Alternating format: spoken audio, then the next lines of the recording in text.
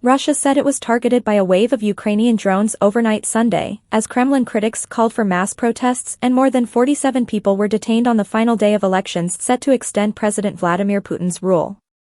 Queues of people were also seen forming outside polling stations in Moscow and St. Petersburg at noon, when Russia's opposition called for people to collectively spoil their ballots or vote against Putin.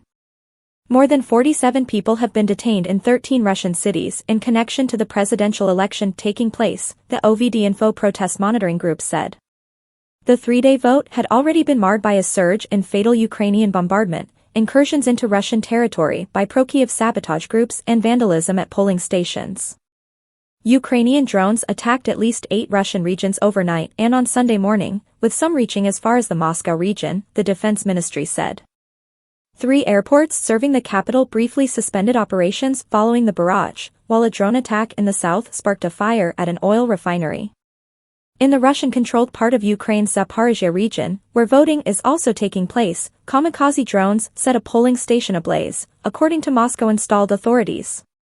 The defense ministry said it had intercepted and destroyed 35 unmanned aerial vehicles across the country. Last legal protest. There were repeated acts of protest in the first days of polling, with a spate of arrests of Russians accused of pouring dye into ballot boxes or arson attacks.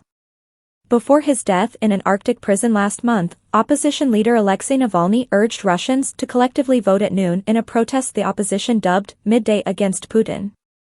AFP reporters saw an increase in people queuing outside polling stations at midday, 9 o'clock Greenwich Mean Time, in Moscow and St. Petersburg.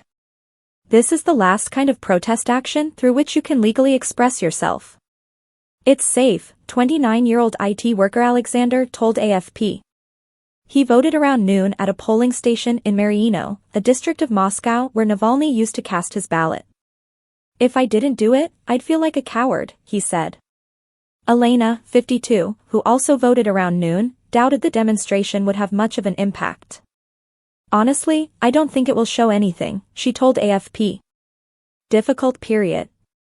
The 71-year-old Putin, a former KGB agent, has been in power since the last day of 1999 and is set to extend his grip over the country until at least 2030. If he completes another Kremlin term, he will have stayed in power longer than any Russian leader since Catherine the Great in the 18th century. He is running without any real opponents, having barred 2 candidates who oppose the conflict in Ukraine. Any public dissent in Russia has been harshly punished since the start of Moscow's offensive in Ukraine on February 24, 2022, and there have been repeated warnings from the authorities against election protests. The Kremlin has cast the election as an opportunity for Russians to show they are behind the assault on Ukraine, where voting is also being staged in Russian-held areas. In a pre-election address on Thursday, Putin said Russia was going through a difficult period.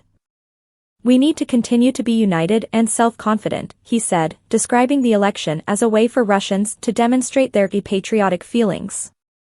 The voting will wrap up in Kaliningrad, Russia's westernmost time zone, at 1800 hours Greenwich Mean Time, and an exit poll is expected to be announced shortly after that.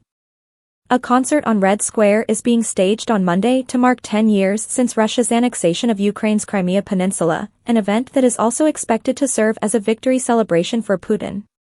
Ukraine has repeatedly denounced the elections as illegitimate and a farce, and urged Western allies not to recognize the result. UN Secretary-General Antonio Guterres, as well as more than 50 member states, have slammed Moscow for holding the vote in parts of Ukraine. Guterres said the attempted illegal annexation of those regions has no validity under international law. Ahead of the election, Russian state media have played up recent gains on the front and portrayed the conflict as a fight for survival against attacks from the West. Moscow has also sought to press its advantage on the front line as divisions over Western military support for Ukraine have led to ammunition shortages, although Kiev says it has managed to stop the Russian advance for now. In Ukraine, a Russian missile strike on the Black Sea port city of Odessa on Friday killed 21 people, including rescue workers responding to an initial hit, an attack President Volodymyr Zelensky described as a vile.